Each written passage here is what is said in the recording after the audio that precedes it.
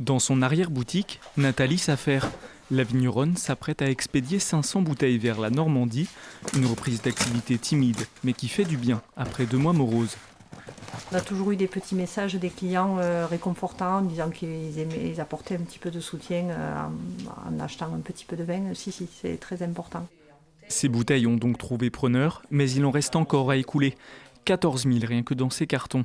Un stock supérieur de 20% à celui de l'an dernier à la même époque. Et le millésime 2020 arrive. Au vu de la météo, il sera précoce cette année.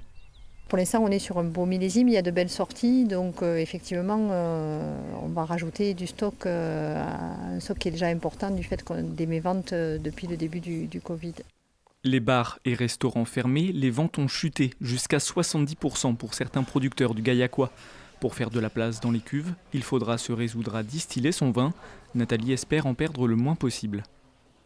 Quand on a passé une année à travailler ses vignes, à produire et ramasser ses raisins et travailler sur le vin, essayer d'extraire le maximum et le mieux du produit et de le voir partir à la distillation pour être transformé en alcool, effectivement, oui, ça fait mal au cœur.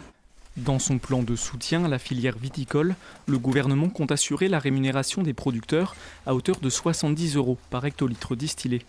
On estime en France environ 5 millions d'hectolitres qu'on aurait besoin vraiment pour remettre un petit peu le marché à l'équilibre. Aujourd'hui, c'est 2 millions qui seront distillés pour la période qui arrive devant nous.